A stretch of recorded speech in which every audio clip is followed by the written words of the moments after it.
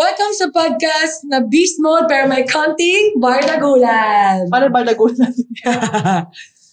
So sa segment na to, pag-uusapan natin ay... Ano ang mas nakakatakot?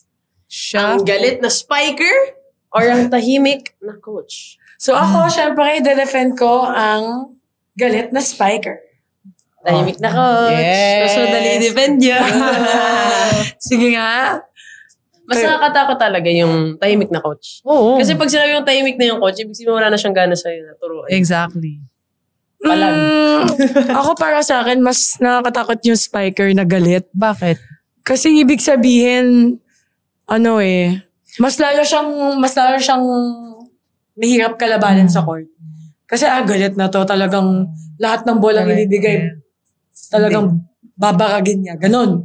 Diba nga kapag tahimik na coach, parang feel mo wala na siyang gana sa'yo. Oo. Lahat ng tinuturo niya kasi parang wala lang.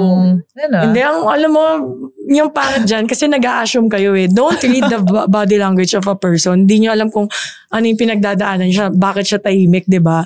So, mas okay na makita mo yung emotion niya na talagang galit. Parang mas intimidating yun. Ay, galit na talaga itong spiker na to Ganun yung pagtahimik. Alam mo ba yung the calm before the storm? Ay, yung mga coaches kasi may ganyan yan. Bobo kasi ako Charot lang. May ganyan kasi yan. Yung mga coaches na yan, pagka tahimik na sila, ibig sabihin may next move na sila iniisip. Yes. At yun talaga mapapaluha na kayo talaga kayo sa kaba. Nakakakaba. Di mo alam. Hindi mo alam. Kukuha na silang iba. Charing. Ako hindi. Abang-abangan mo na yung kontrata mo. Gabi naman kayo mag-isip, Jay. Gabi naman kayo sa mga Oy, totoo yan. Uy, may iba talagang ganyan nakakakaba ng mga decision nila. Ano gagawin nila sa training, kung hihirapan ba nila or... God. Day. May mga syempre may mga na-experience sa tayo. Pero madaming coach na expressive Oo, marami. Pero talaga pagka naka-encounter ka ng tahimik na coach, Coach Ramil, tahimik, nakakatakot. O hindi balanse yun. Pero pag tumahimik na talaga yun, nakakatakot. Diyan na nga lang din ako. Sinensyon mo si Coach Ramil. Diyan na nga din ako. Sige mo defended. Tahimik kasi, Diyos ko, Day. Lahat ng mga lasalista, pag alam nila matahimik lang si Coach Ramil. Pag may tinanong ka, wala siyang sagot. Pag ka. Pag tiningnan ka lang niya, tapos hindi siya sumagot. Nanginginig-inig pa yung naman naglalakad. Okay. Sige nga, dyan lang. Hindi, kailangan ko i-defend to. Tingin ko kasi pag yung coach tahimik, baka parang nag-strategize siya. Ayoko mag-assume. Minsan, tinitake ko lang din na pag tahimik siya, okay, chillax lang siya. Pero pag yung teammate ko, galit na, like si Myla, pag galit na siya, gusto niya ng pumuntos. Tapos kalaban niya ako. Hala.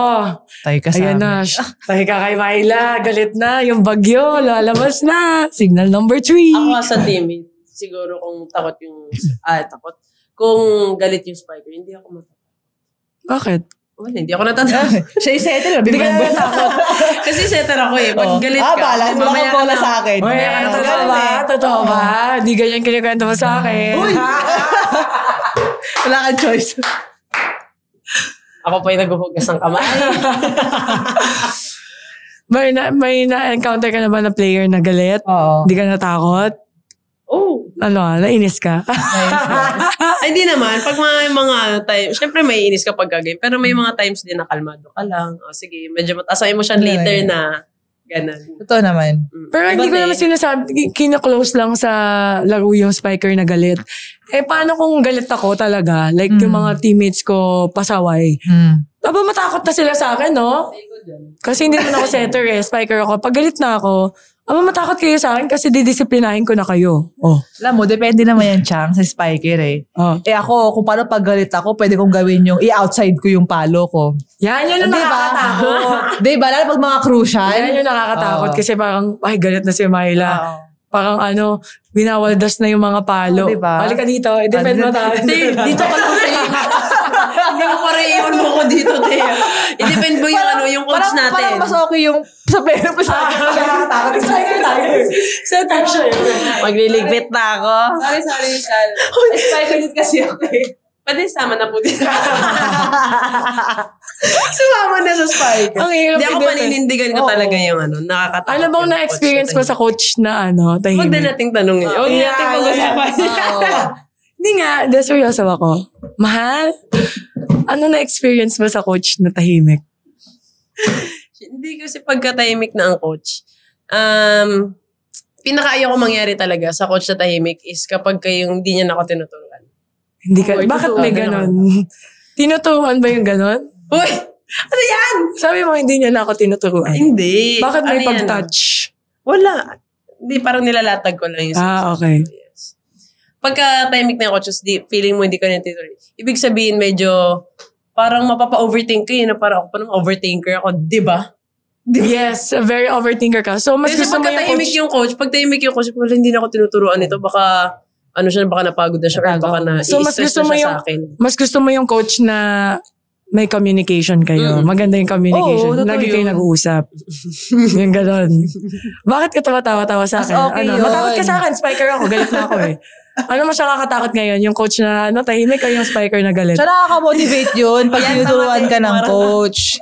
Nakaka-motivate yun. Diba? Kasi ako, kausap ko muna siya. kasi ako, Kami pa, hindi ko matayos. Nag-discussion kami.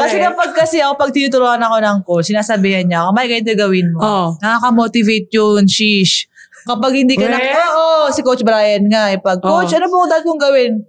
Ganito lang yan, May. Yung depensa, sa ilalim mo kunin, wag sa taas. Okay. Pag sinabi sa'yo ni Coach, Coach, ang gagawin ko? Kalabala dyan, doon ka na matakot. Bakit? Ibig sabihin, ayaw ka ng turuan. No, ako feeling ko, ikaw na bahala dyan. Ibig sabihin, may tiwala siya sa akin. Hindi. Sige, okay. Ako na bahala dito. Paano pag puro ka mali, may tiwala pa rin sa'yo si Coach pag ganun?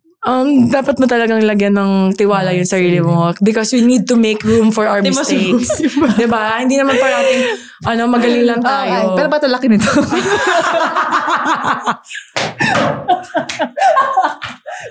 Hindi ko kaya bakit ang laki na ito masyado. Ba't ang laki nito? Para sa ako sa bibig ko. Uy, buwang. Ay, sorry po. Ang hirap pag seryoso. Hindi, wala yan. So, going back, Mahal? So, mas gusto mo, yung, mas nakakatakot para sa'yo yung coach na tahimik. Oo. Kasi, Nakakatakot. Coach, o ikaw ka. Wala, tawa. Di Mayla, alam ko yan mo naman to. ayaw talaga mo, inaano niyo ako. Iniiwasan niyo yung tanong ko. I-defend mo. Defend mo siya. Mas nakakatakot ang... pala kasi wait. Ano mas nakakatakot, coach na tahimik or spiker na galit? Depende sa spiker, syempre. Dito na lang kasi ako. Sige. Ako na mag-isa. Sanay naman. Doon ka na. Sanay ako mag-isa. Doon. Single nga pala to, guys. Dapat 38 kayo, 38 above. Ano? Uy, yung coach nga kasi. Ano ba naman yan? Ate Maidla, sagutin mo. Coach, tama ba? Coach Brian.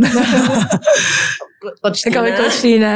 Oo. Hindi, nakakatakot ko yun talaga. Lalo na yung energy pag tahimik. Kasi pag hindi energetic yung coach, parang may iba talaga. Tapos yung iba tinuturuan, tapos ikaw hindi. Oo, doy. Totoo yun. Hindi ka ba natakot sa ganun? Diba? Hindi, mas natatakot ako sa coach na expressive, yung pinagsalitaan ka na.